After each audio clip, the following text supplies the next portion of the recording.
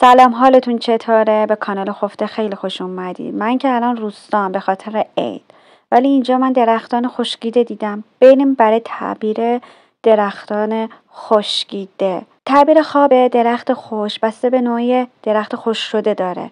اگه بزرگ باشه به فریب از طرف یه دوسته، بدون برگ باشه به یک رسوایی در محل کاره، سوزاندن باشه برای حل مشکلات، قدیمی باشه جدایی با یک عزیز اره شده باشه، به یک عاشقانه کوتاه مدت افتاده باشه در پایان دوره شکسته.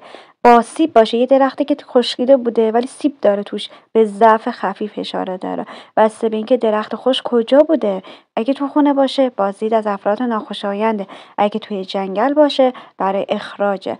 بسته به اعمالمون تو رویاهامون داره. دیدن سوختگی درخت خشک به معنای بدتر شدن شهرته، شکستن آن به معنای نزاع با خویشاوندانه. اگه درخت رو پیرایش کنی به خلق و خوی بد اشاره داره. اره باز بکنی به وضعیت دشواره. خردش کنی تا خستگی عاطفیه. بسته به اتفاقی که برای درخت خشک میافتد. اگه میشکند اشک میریزید.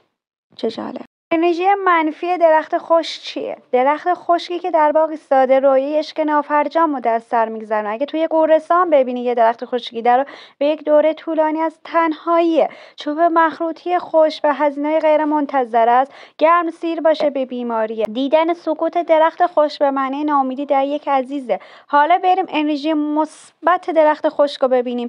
بالا رفتن از درخت خشک در خواب به معنای افزایش سطح زندگی شماست. نشستن زیر آن به معنی دوره آرامشه. آبیاری آن به معنای سلامتیه. اگه در خواب دیدی که روی یه درخت خشک گل وجود داره، این نشانه اعتماد به نفسه. اگه لانه باشه برای اضافه شدن جدید به خانواده هستش. مرسی از عزیزانم که گوش کردید.